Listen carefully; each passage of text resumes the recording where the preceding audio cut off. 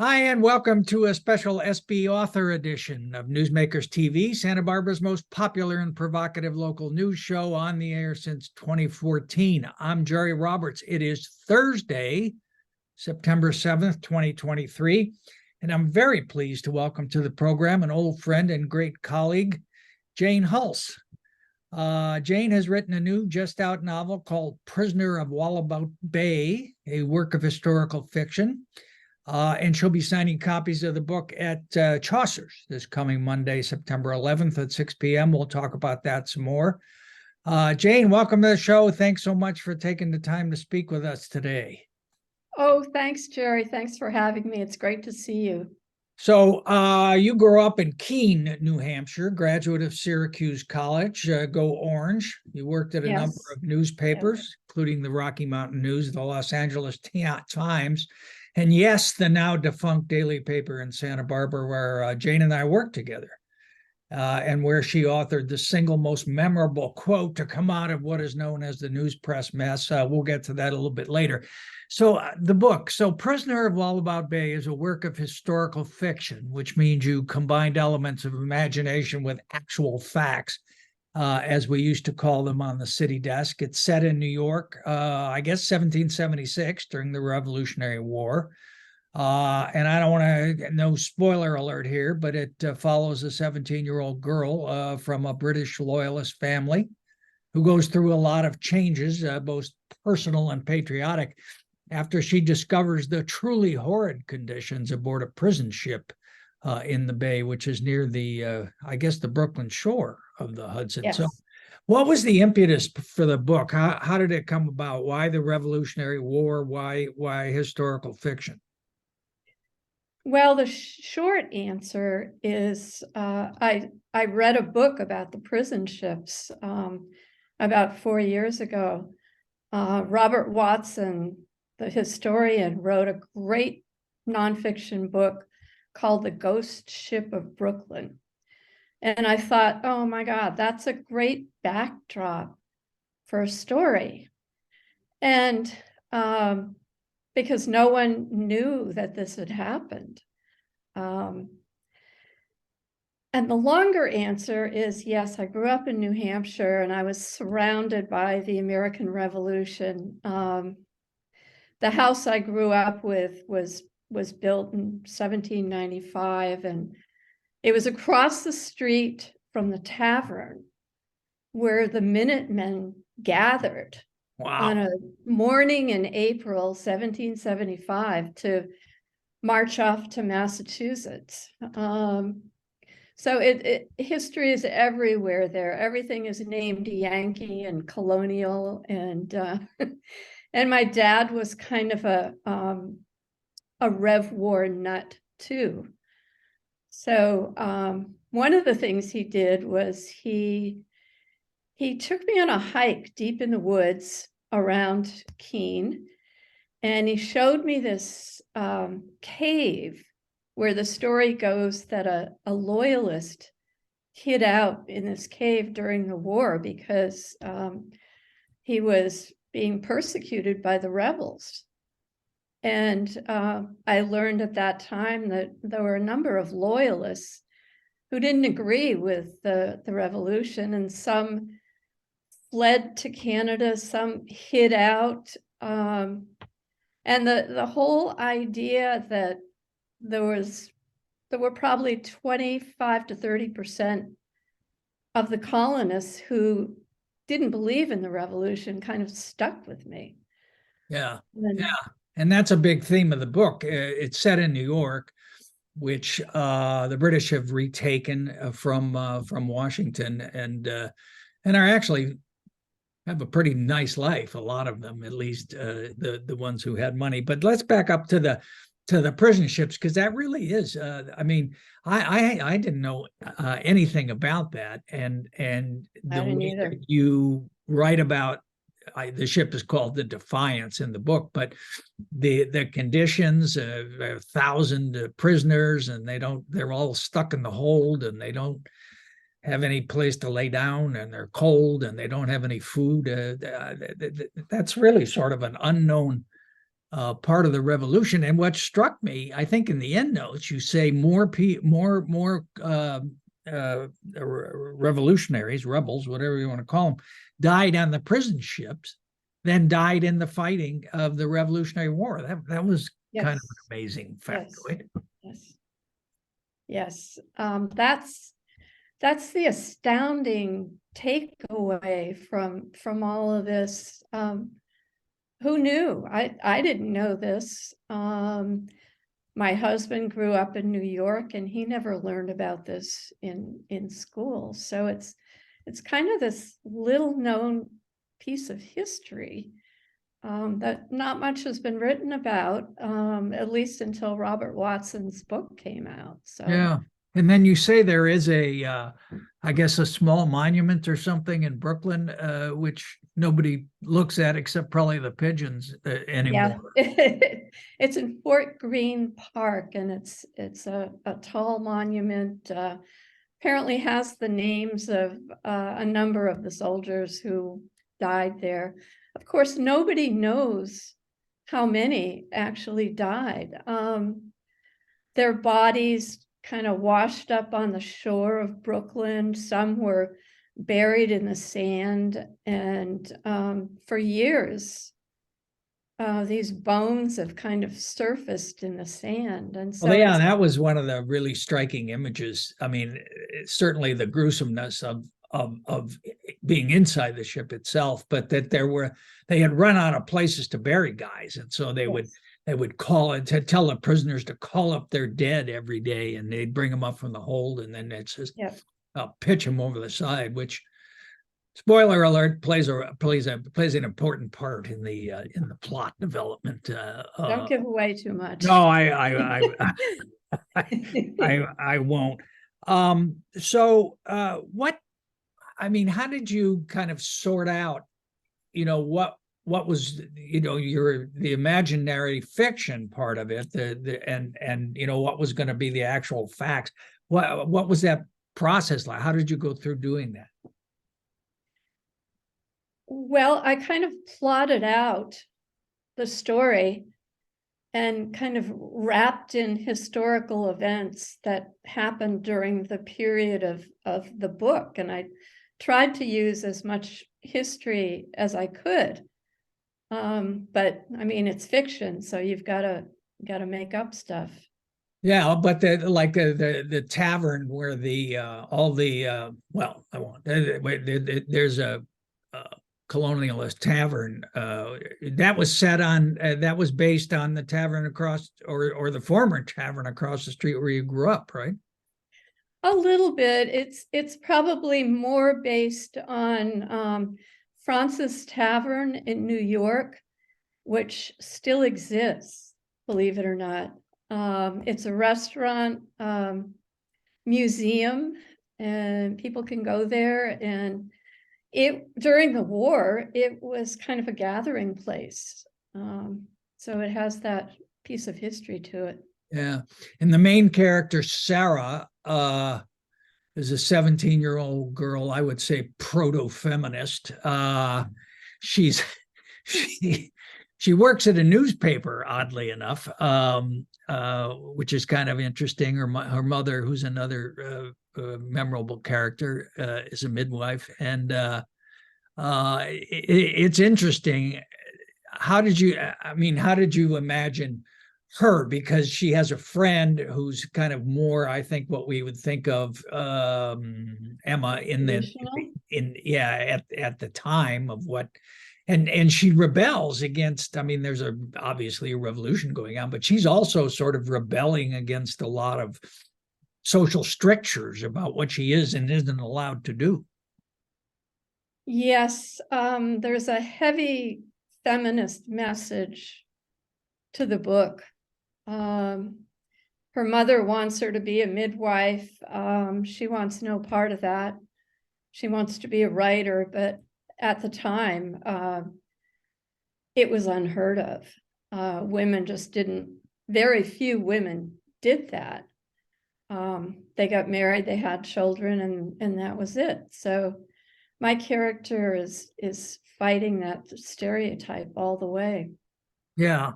And she's really being pressed into marrying this dingbat. We won't. Yes. Well, spoiler alerts there, but and at the beginning of the book, she kind of, well, he's not all that bad. So, but she ends up working at the newspaper. Now, was that sort of autobiographical for you, or is that how you were imagining yourself if you were living at that time? Well, Sarah's a little bit me. But she's much more outspoken and kind of the model I wish I had been when I was her age, I think. So you're projecting there. Yes. Yeah. She doesn't have a shyness bone in her body. How did you, how did you research the historic part? You mentioned this book, but you did more Everything else. more than that in terms of getting the history right about it. The history took a lot more time than writing the book.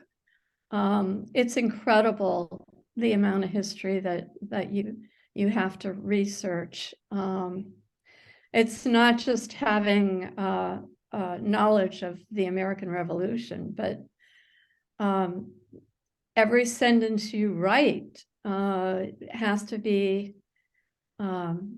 accurate to history, and also accurate in terms of not using words that didn't exist at the time. I can give you an example. I remember at one time when I was writing, I was having Sarah get dressed, and I was having her button her dress. And you can't just say that. You have to know what kind of button it was. And so I started researching buttons, and I learned they're made out of whalebone, stone, all kinds of things, because they didn't have button makers at the time. But the most important thing was I learned that women's clothing didn't really have buttons. The buttons were ornamental on men's clothing. So women had like ties. They didn't have buttons. So, after you've spent 2 hours researching buttons, you got to go back and rewrite this one sentence. So that's kind of the way it goes. Everything you write, you have to substantiate. There was a lot in the book about the mom being a midwife, and so I read everything I could find about midwifery at that point. There's a wonderful diary called Martha Ballard. She was a midwife in the late 1700s, and I read her diary, and that really helped. Yeah.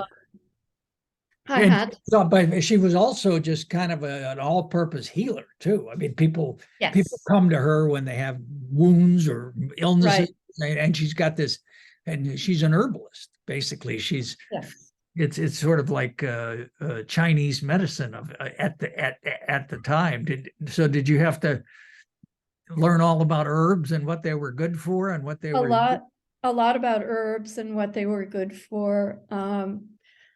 And birthing too. At that time, birthing was strictly women's business, and husbands were not allowed during the birthing process. And it wasn't until later in the 1700s that male doctors even started delivering babies. Mm-hmm. Women much preferred women. One of the other things that caught my attention, or that I recall specifically, there seemed to be this cruelty of the British in general. I mean, the prison ships is, of course, exhibit number A, but then, the way they would act on the street when they encountered Sarah or some of the other characters, or the way when they came to her house, what they did and everything. Was that something you found in the research, or was that something you heard about growing up, or where does that come from?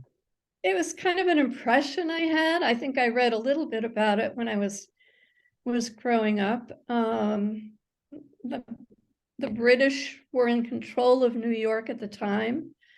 They had a curfew. You couldn't do anything that crossed, the British. So they were respected, and well, it certainly gave you a sense, aside from taxes and things like that, why the colonials would be resentful, would be in a kind of a mood. I mean, if that was, that was indicative of how they were treated. And then you mentioned New Hampshire, how you were sort of surrounded by elements from the war, but then you say in the afternotes there really weren't any major battles in New Hampshire, but there was one incident which you then used, I think, and worked up to be important in the plot. How did you find out about that? Was that you knew about that when you were growing up? No, I didn't. I knew that there were a lot of people in New Hampshire who fought in the war. A lot of them marched to Massachusetts. Some of them fought in New York. Some fought in Canada. But no, I didn't know about that. Yeah. So did you make when you went home, and I know you visit New Hampshire fairly often, did they turn into research trips where you're dragging poor Steve along and he's having a lot of times it was in research, probably back in New Hampshire, that I learned about the sort of scuffle in New Hampshire at the very start of the war, that is as close as they ever came to battle, and it had to do with weapons and ammunition at a fort over by Portsmouth, and nobody died, nobody got hurt, and I think the Patriots managed to get the ammunition. Yeah, well, but it's interesting that came up in when you were trying to research the book, rather. Yeah, it doesn't sound like it's something that's like a live free or die New Hampshire. I thought initially that there had been battles in New Hampshire, because growing up, you're just surrounded by all this history. And I mean, Massachusetts is not that far away, and neither is Vermont from where I lived. It's about a 20-minute drive in either direction, so it was fairly close. And I have relatives on both sides of my family who fought in the Rev War. Really? Oh yeah, yep. Wow, and lots of them. So was that like a thing that that your family talked about and so on when a lot when you were growing up, and They did. My dad collected everything that had to do with the American Revolution and the colonial period. He collected guns from that period. Really? Oh yeah, and furniture and grandfather clocks. So that's how your house was furnished, with muskets? Yes. and Yes. Really? Yes, and he collected odd stuff, like bed warmers and all the beds in our house were antiques from that period, and so were the dressers, and he really did a lot to kind of restore the house that I grew up in and keep it in a historical sense. Was that a big feature for your parents in buying the house? The fact that, it did date from the Revolutionary period? No, actually, it was my grandfather's house. So it had been in the family since the turn of that century. And my mom grew up there. So that's where I grew up. And it's still standing. It's a big barn of a house. I hope they've redone the plumbing and the electricity though, since they've added a bathroom. Yes. there's indoor plumbing. That's good. Yes.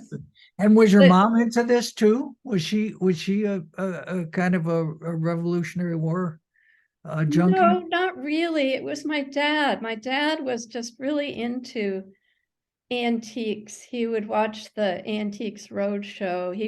He read magazines about antiques. He went to auctions, and he was a realtor, and his specialty was kind of these old colonial houses. He knew everything about them.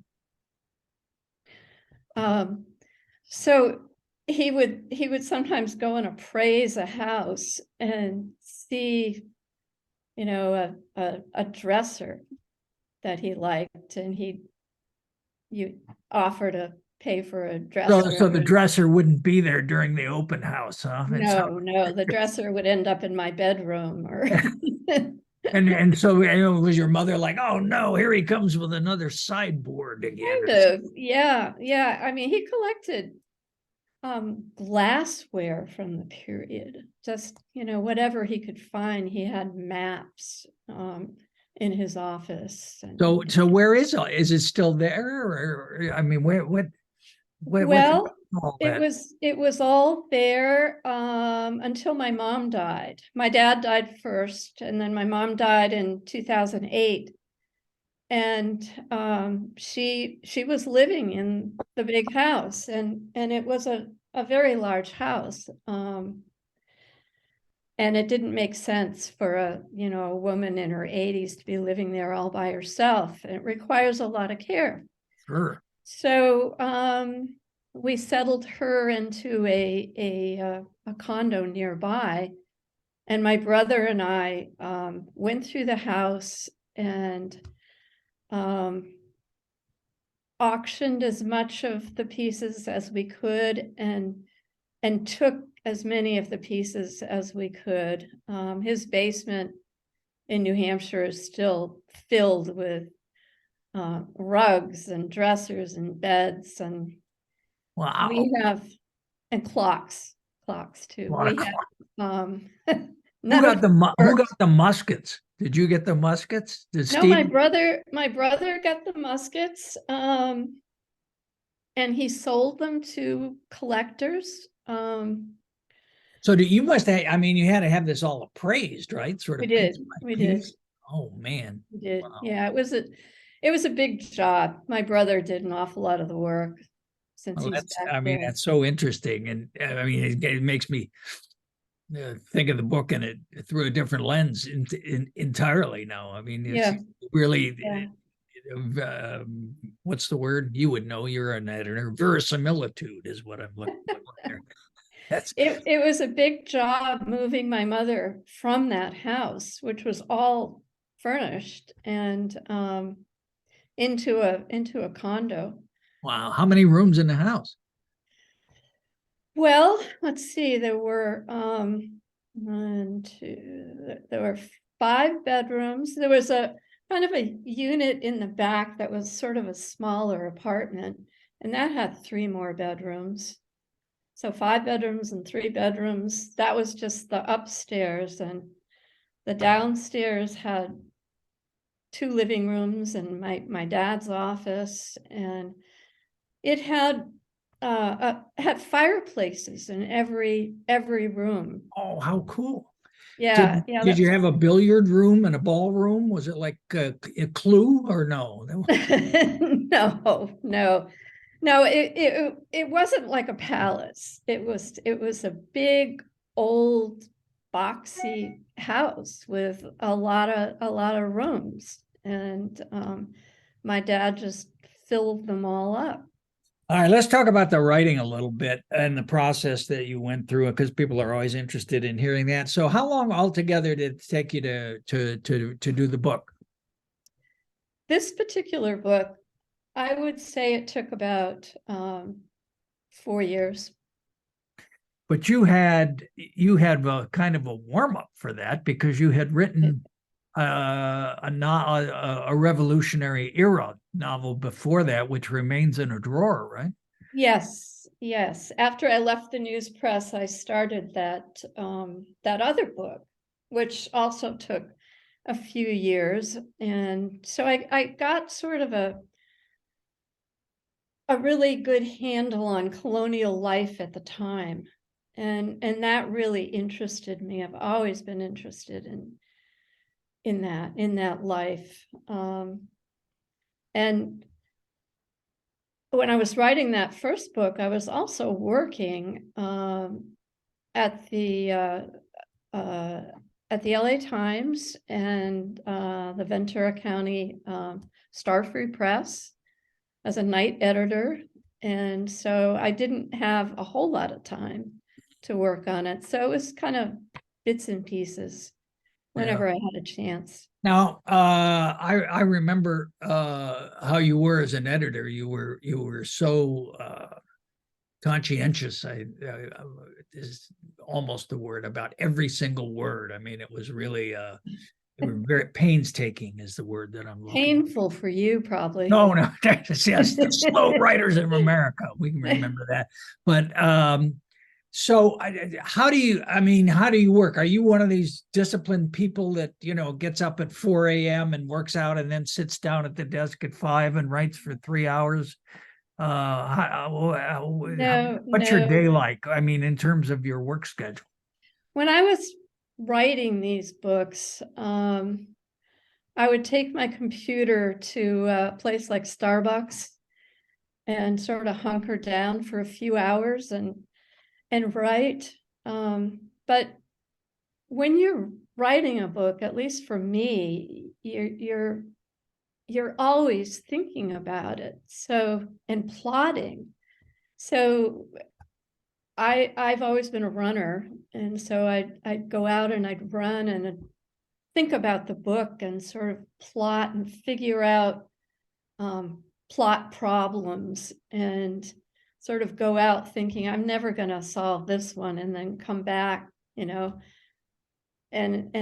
it sort of falls into place. So, you're always working on it. But during COVID, I sort of hunkered down on the couch with my computer and wrote. But, working at home is not great, because you have your husband, your dog, the refrigerator, interruptions of all kind, the constant need for food.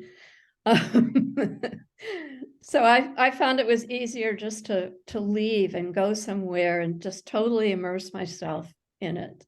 Well, I have to say, I think that with all those runs paid off, because it is very well plotted. I mean, it's really a good read. It just moves right along. And I'm not a big reader of fiction, I have to say, but the story just carried you along, and it's so clearly written, and it just, it didn't bump anywhere.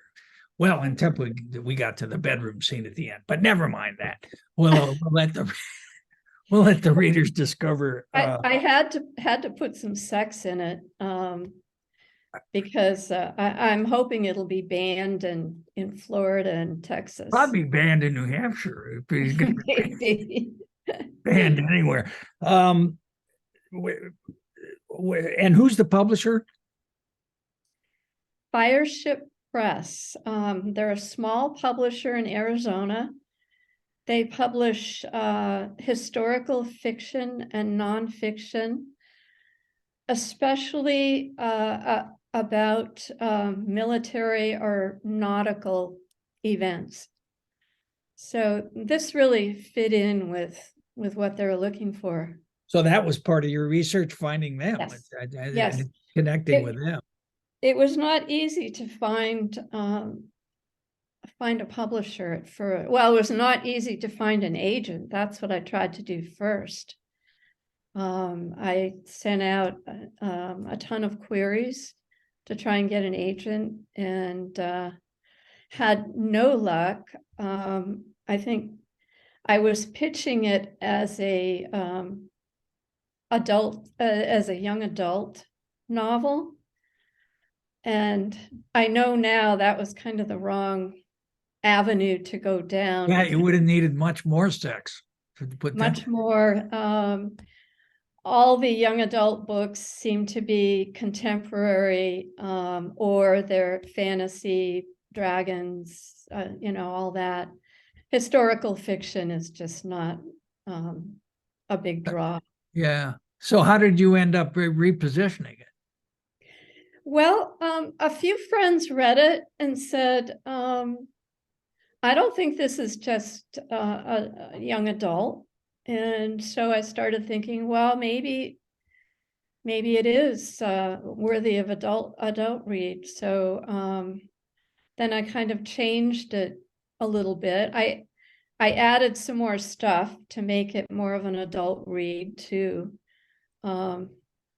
So then I think the turning point for everything was when I just decided I'm just gonna forego getting an agent and appeal to small publishers directly.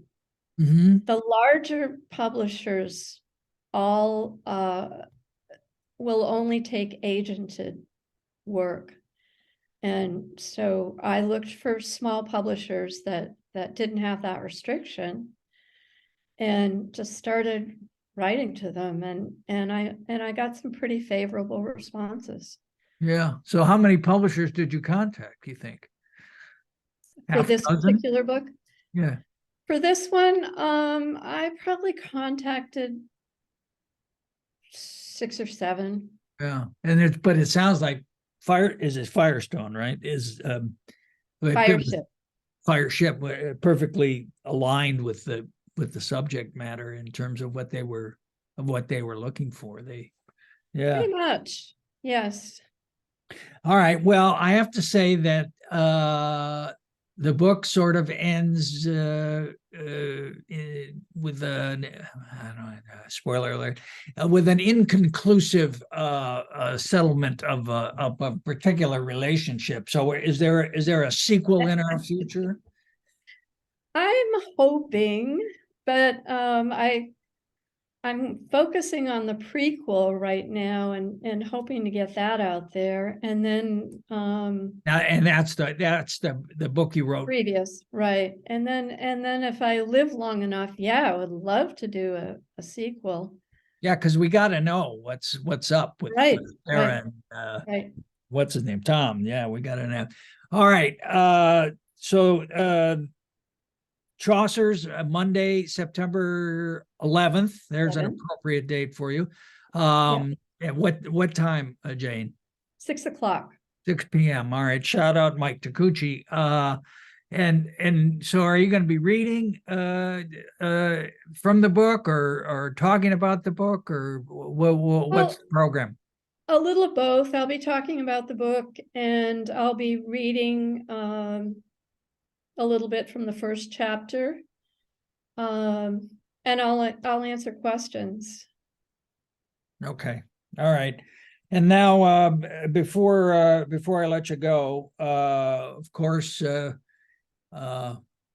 as we're speaking today, the people are preparing to talk about the bankruptcy of our former employer, which is a sad and tragic thing for all of us. But you're of course famous in the annals of the news press mess history, and 100 years from now, people will be writing historic fiction about that. And and your famous exclamation "F you, Travis," which I think went down in history as I was escorted from the building, and Yes. Travis Yes. Armstrong, the beloved editorial page editor, was attempting to restore order, and you made short work of that. So It'll be on my gravestone, I think. well, hopefully we'll see you and Steve at the documentary screening on the 27th. If you're in town, if you're on not my calendar. At Off on Antiques Roadshow. So the book is Prisoner of Wallabout Bay. The author is Jane Hulse. The event is 6 p.m. Monday, September 11th at Chaucer's. And Jane, we look forward to seeing you there. And thank you so much for taking the time. And thanks for the book. I really enjoyed it. Okay. Thank you, Jerry. All right. Take care. All right. We'll see you next time on Newsmakers.